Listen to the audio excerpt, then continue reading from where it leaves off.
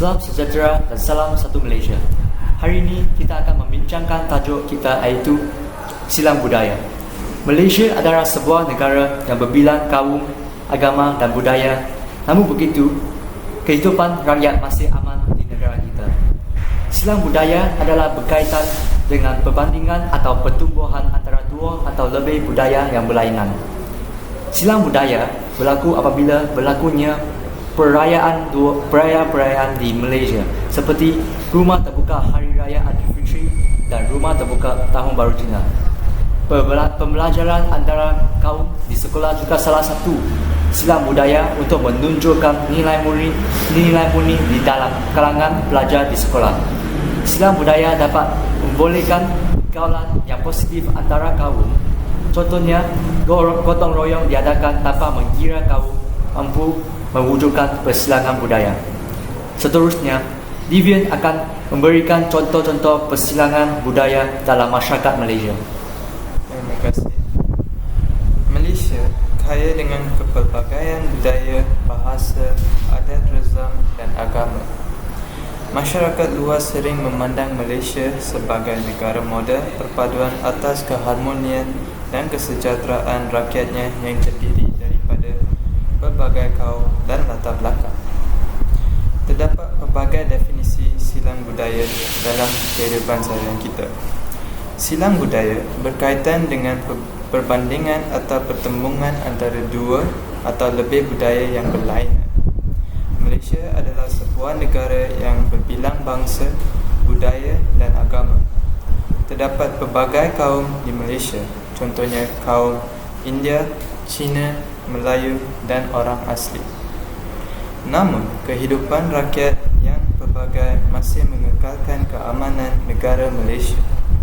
Nilai ini sangat penting kerana menjalani kehidupan dalam masyarakat yang majmuk amat sukar jika kita masing-masing mementingkan diri sendiri.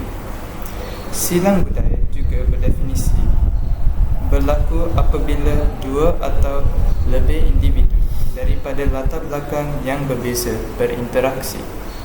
Perbezaan latar belakang ini mencakupi budaya luaran yang ketara seperti makanan, pakaian, tempat tinggal, rupa, bahasa dan adat rezam. Manakala budaya dalaman yang tidak ketara adalah seperti pengetahuan, kepercayaan, moral dan nilai hidup. Apabila perbezaan budaya ini difahami, ia akan melahirkan hubungan yang positif dan harmoni di negara kita. Sekarang ini Victor akan mula membentang. Terima kasih. Sekarang saya akan membentangkan tentang kepentingan nilai murni dalam silang budaya. Pengenalan nilai murni sangat penting dalam kalangan silang budaya Malaysia. Antara kepentingan nilai murni dalam silang budaya ialah keharmonian dalam kalangan masyarakat Malaysia dapat dipastikan kerana setiap rakyat akan saling menghormati. Dengan mengamalkan nilai-nilai murni seperti nilai hidup bersama secara aman, rakyat dapat mengutamakan keharmonian tanpa mengira agama, bangsa dan budaya. Rakyat akan mempunyai kehormatan terhadap budaya dan agama orang lain. Dalam situasi berlakunya perselisihan faham, rakyat juga akan saling bermaafan kerana mahu mementingkan keharmonian. Dengan ini, perselisihan faham tersebut dapat diselesaikan dengan cepat. Kesannya, pergaduhan antara rakyat dapat dielakkan dan keharmonian dalam kalangan masyarakat Malaysia yang berbilang kaum dan agama dapat dikekalkan. Selain itu, pengamalan nilai murni dalam silang budaya dapat memastikan kemajuan negara kerana rakyat akan bersatu padu untuk memajukan negara. Dengan mengamalkan nilai cinta akan negara, rakyat dapat meletakkan kepentingan negara melebihi kepentingan diri dan menjadi rakyat yang setia kepada negara. Rakyat yang setia kepada negara pula akan mementingkan kemajuan negara dan berusaha berusaha memajukan negara bersama-sama walaupun terdapat perbezaan dari segi silang budaya.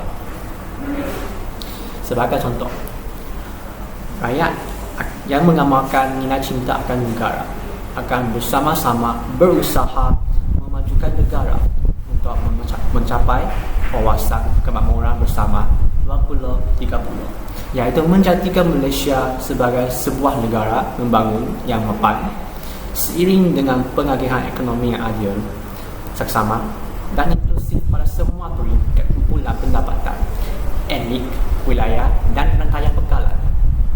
Di samping itu, pengamalan nilai murni dalam silang budaya juga dapat membantu memupuk semangat perpaduan dalam kalangan rakyat yang berbilang kaum dan bangsa.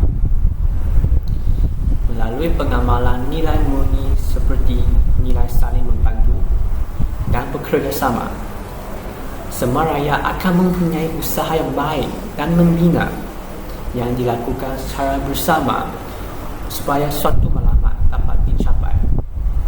Rakyat yang mengamalkan niat tersebut akan selalu saling membantu, terutamanya apabila ada orang yang ditimpa kesusahan, walaupun semua rakyat berbeza dari segi bangsa dan agama.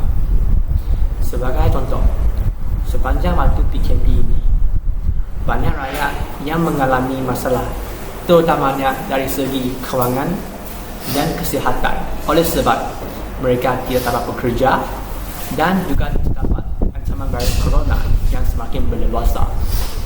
Namun begitu, semua masalah tersebut dapat diselesaikan dengan mudah kerana semua rakyat akan saling membantu dalam tempoh masa tersebut tanpa mengira agama dan bangsa. Dengan ini, semangat perpaduan dapat dipupuk dalam kalangan masyarakat Malaysia yang berbilang kaum. Sekarang, bibit akan mula membentang.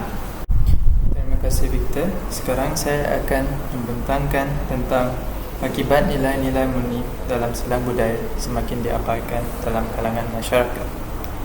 Nilai-nilai murni merujuk kepada perkara-perkara positif yang diamalkan oleh seseorang itu.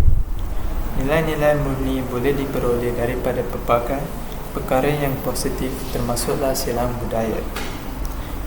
Sekarang saya akan membincangkan punca-punca silang budaya diabaikan oleh masyarakat. Hal ini berlaku kerana masyarakat kini, terutamanya generasi muda, kurang berpengetahuan tentang silang budaya. Akibatnya, mereka tidak tahu tentang nilai-nilai murni yang boleh diperoleh dalam silang budaya dan manfaat nilai-nilai murni tersebut dalam kehidupan seharian mereka. Masyarakat juga terlalu sibuk dengan pekerjaan mereka dan serta aktiviti seharian mereka. Oleh itu, mereka tidak memberi perhatian terhadap kepentingan mempelajari silang budaya. Masyarakat yang bersikap mementingkan diri mereka sendiri juga menjadi punca pengabaian nilai-nilai murni dalam silang budaya.